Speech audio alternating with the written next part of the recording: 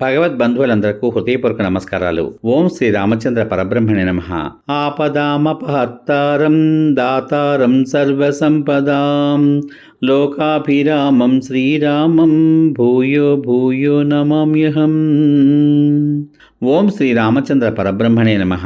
శ్రీ వాల్మీకి రామాయణం అయోధ్యకాండం 11వ సర్గ యందలి 1వ శ్లోకం నుంచి 29వ శ్లోకం వరకు గల అన్ని శ్లోకముల యొక్క వచన భావసారాన్ని కైక రాజును ప్రతిజ్ఞాబద్ధుని చేసి భరతునకు పట్టాభిషేకము, రామునకు 14 అరణ్యవాసము కోరుట అనే కథగా విందాం. మన్మథుని శరములచే కొట్టబడినవాడే కామ వేగమునకు లొంగిపోయిన ఆ రాజుతో కైకేయి ఇలా అంది: మహారాజా, నన్నెవరూ పీడించలేదు, అవమానించలేదు. కానీ నాకొక అభిప్రాయమున్నది. దానిని నీవు సఫలం చేయాలి అని కోరుతున్నాను. నీవు నా అభిలాషని నెరవేర్చడానికి అంగీకరిస్తే నెరవేరుస్తాను అని ప్రతిజ్ఞ చేయి. నీవు ప్రతిజ్ఞ చేసిన పిమ్మట నా కోరికేమిటో తెలుపుతాను అని పలికింది. కామావిష్టుడైన దశరథుడు కొంచెం నవ్వి తెల్లని చిరునవ్వు గల ఆ కైకేయి కేశపాసమును హస్తంతో పట్టుకుని, గర్వితురాలా, ఈ లోకంలో నాకు నీకంటే ఎక్కువ ప్రియమైన వారు మనుష్యులలో శ్రేష్ఠుడైన రాముడు తప్ప మరెవ్వరూ లేరని నీకు తెలియదా? రాముడు శత్రువుల చేత జయింప శక్యం కానివాడు, సర్వలోక ప్రధానుడు, విశాల హృదయుడు, అందరికీ జీవనాధారభూతుడు. అట్టి రామునిపై ఒట్టు పెడుతున్నాను. నీకేం కావాలో చెప్పు. రాముని చూడనిదే నేను క్షణకాలమైనను జీవింపలేను, ఇది నిశ్చయం. అట్టి రామునిపై ఒట్టు పెట్టి చెప్పిన పని చేసేదను అని చెప్తున్నాను కదా. నా ప్రాణాలనైనను నా ఇతర కుమారుల ప్రాణాలనైనను ఒడ్డి పురుష శ్రేష్ఠుడైన రాముని క్షేమం సంపాదింప కోరుకుంటాను. అట్టి రామునిపై ఒట్టు పెట్టి మరీ చెబుతున్నాను. నీ మాట ప్రకారమే చేస్తాను. మంగళప్రదురాల, నా హృదయం కృంగిపోతోంది. దీనిని స్పృశించి ఉద్ధరించు. దీనినంతటినీ పరిశీలించి నీవు ఏది మంచిదని భావిస్తున్నావో అది చెప్పు. నీకు నాపై ఎంత అధికారముందో తెలిసిన నీవు ఏమాత్రం శంకింపవద్దు. నేను చేసిన పుణ్యంపై ఒట్టు పెట్టి చెబుతున్నాను. నీకు ఏది ఇష్టమో అది తప్పకుండా చేస్తాను అని ప్రతిజ్ఞ చేశాడు.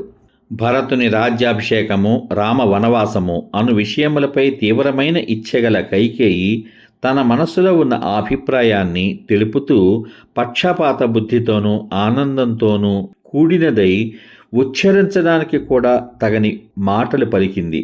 దశరథుని మాటలకు సంతోషించి కైకేయి హఠాత్తుగా వచ్చి పడిన మృత్యువు వలె అతి భయంకరమైన మనస్సులోని అభిప్రాయాన్ని అతనికి తెలిపింది.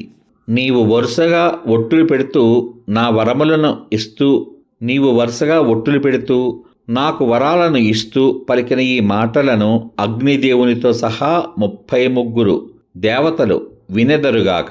సూర్యచంద్రులు, ఆకాశం, గ్రహములు, రాత్రి పగలు, దిక్కులు, జగత్తు, ఈ భూమి, గంధర్వులు, రాక్షసులు, రాత్రి సంచరించే భూతములు, గృహ దేవతలు, ఇంకనూ ఇతరమైన భూతాలు నీ మాటలను వినెదరుగాక.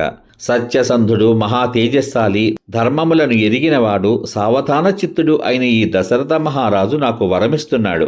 నా నిమిత్తమై అనగా నాకు సాక్షులుగా ఉండడానికై దేవతలందరూ ఈ వరప్రధాన వచనాన్ని వినెదరుగాక అన్నది. కైక ఈ విధంగా దశరథుడు తన మాట వినున్నట్లు చేసుకుని అతనిని ఉబ్బవేసి అటు పిమ్మట వరాలివ్వడానికి సిద్ధంగా ఉన్న కామమోహితుడైన అతనితో, రాజా, పూర్వము దేవాసుర యుద్ధంలో ఏమైందో గుర్తు తెచ్చుకో. అక్కడ శత్రువు నీ ప్రాణాలు తప్ప రథ తురగాయుధాధులన్నింటినీ కూడా నశింపచేశాడు. మహారాజా, అక్కడ నేను రక్షించాను. అందువలన నీవు నిన్ను రక్షించడానికై అతి జాగ్రత్తతో ప్రయత్నించిన నాకు వరాలు ఇచ్చి ఉన్నావు. సత్య ప్రతిజ్ఞుడమైన మహారాజా, నీ దగ్గరనే దాచుకుని ఉంచిన నీవిచ్చిన ఆ వరాలను ఇప్పుడు కోరుతున్నాను. నీవు ప్రతిజ్ఞ చేసిన ఆ వరదానం ధర్మానుసారంగా ఇవ్వాలి.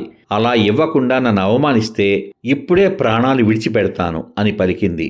ఈ విధంగా కైకేయి మాటల మాత్రానికే లొంగిపోయిన దశరథుడు లేడి పాశంలో దూరినట్లు ఆమె పన్నిన మాయా పాశంలో ఆత్మ వినాశనానికై దూరాడు. అనగా అదే విధంగా ఇస్తాను అని చెప్పాడు. పిమ్మట కామమోహితుడై వరాలను ఇవ్వడానికి అంగీకరించిన ఆ దశరథునితో కైకేయి పృథ్వీపతివైన మహారాజా, ఆనాడు నీవు నాకిచ్చిన వరాలను ఇప్పుడే కోరుకుంటున్నాను. విను. రాముని రాజ్యాభిషిక్తుని చేయుటకే సంభారాలన్నీ సమకూర్చబడినవి కదా. ఈ అభిషేక సంభారములతోనే నా కుమారుడైన భరతుని రాజ్యాభిషిక్తుని చెయ్యాలి. ఆనాడు దేవాసుర యుద్ధమునందు సంతోషించిన నీవు నాకిచ్చిన 2వ వరమునకు తగు సమయం ఇప్పుడు వచ్చింది. రాముడు 14 సంవత్సరాల పాటు దండకారణ్యంలో నివసిస్తూ నారచీరలు, మృగాజినము, జటలు ధరించి మునివృత్తిని అవలంబించుగాక. భరతునకు ఇప్పుడే శత్రుబాధలు ఏవీ లేని యవ్వరాజ్యము లభించాలి. ఇదే నా గొప్పదైన కోరిక. పూర్వం నీవిచ్చిన వరాన్నే ఇప్పుడు నేను కోరుతున్నాను. రాముడీనాడే వనవాసానికి వెళ్ళుచుండగా నేను చూడాలి. రాజులకు రాజువైన దశరథ మహారాజా, ఈ ప్రతిజ్ఞ నిలబెట్టుకుని కులమును, శీలమును, జన్మను రక్షించుకో.